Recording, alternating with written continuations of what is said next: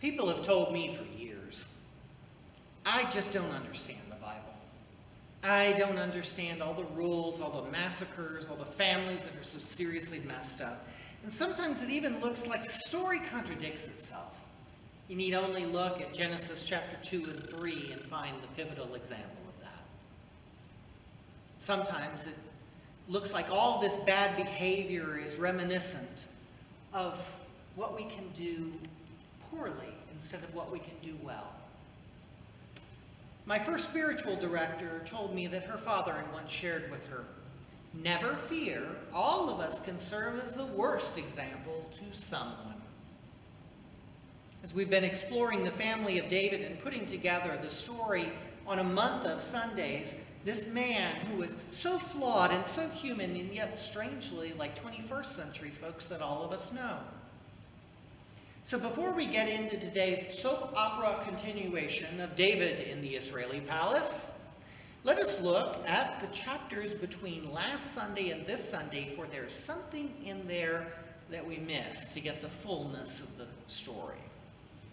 This family was in dire need of some psychological help. When David was promised that the sword would not depart from his house, that's the temporal penalty for the sin of committing adultery with Bathsheba and for eliminating her former husband.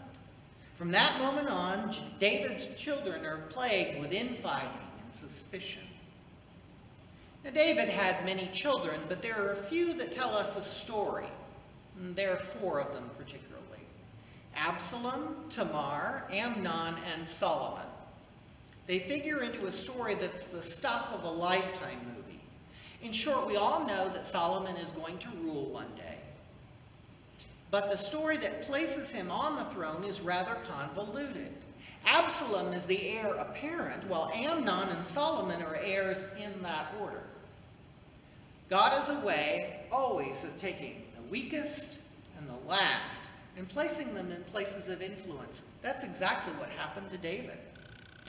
And so it was with Solomon. He would reign in place of his father David in a kingdom that would know peace, the last of a united kingdom. Amnon, like his dad, had a little too much time on his hands and tries to convince his sister Tamar to sleep with him. She refuses, giving 3 good reasons. And Amnon, being the stronger party, well, Tamar is sexually assaulted. In those days, it was considered a binding contract if a man were to lie with a woman.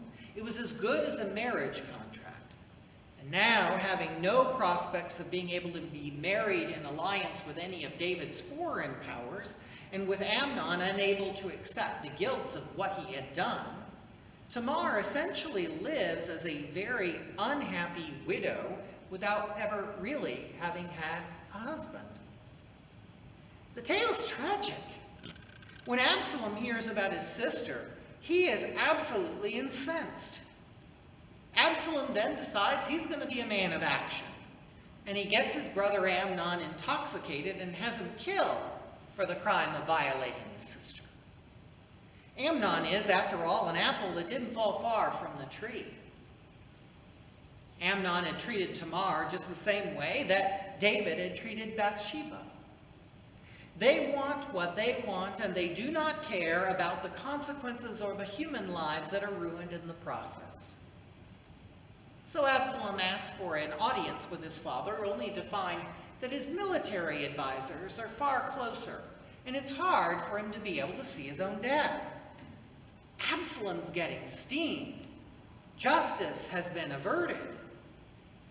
Now put yourself in Absalom's shoes. Absalom really loves his sister and is so angry. He's stewing.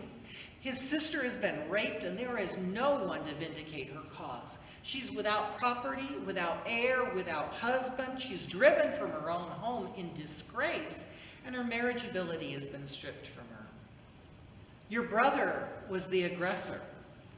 He had not even 1 ounce of remorse. You have to then return to Jerusalem, and you can't even see your own dad because he's surrounded by his cronies. Just as Amnon learned from his father's treatment of his stepmother Bathsheba, so Absalom learned the worst traits of his father David, but Absalom has somewhat refined them. And the whole mess really falls at David's feet. There's a strange rivalry between Joab, David's military commander, and Absalom that's easier for his military advisors to see his father, the king, than the son to see his own father. So Absalom decides to rise up in revolt and stage a coup of sorts. He gains the support of the people against the reigning king. And then in the thick of the fighting, Absalom is surrounded as he's caught up in a wild forest. And Joab's troops find him hanging in a tree, restrained by an oak tree branch, and there they assassinate him. So you see, Nathan the prophet was right. The sword was not going to depart from David's home. His children had watched what was modeled by their father, the lustfulness by Amnon, the intrigue in maintaining outcomes by Absalom. And what disturbs me about the whole picture is how difficult it was for David to simply spend time with his own kids, supporting and tending to the needs of his children. Last week we talked about how we can interrupt patterns of sin and then lessen the collateral damage. Well, what distracted David from the business of attending to his children? He let his own worst traits pop up in them. I'm reminded of the words to a little boy from a very frustrated parent. When you grow up, I hope you have a little boy just like you. David had two who were vying for that spot. And David had a country and a daughter who were going to pay the price for those failings. Secondly, how could David have reined in on those defects of character? He's obviously moved by the loss of both Amnon and Absalom, but we see no pity upon the condition of the entire human family, the entire family that he has. No sense that David ever acknowledged that what happened to his daughter was wrong.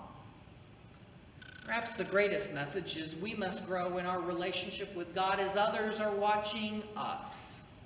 We are the examples the world needs to look up to in a way that David's sons look to him in all the wrong ways. We need to remember that we may be the sermon lived that converts another, but we also may serve as a horrible example. David didn't grow until he felt pain. Hopefully, we don't have to feel pain before we can grow. He may have been a man after God's own heart, but he's as human as the rest of us. Let us live in a manner that people can look to us as an example of how to live a holy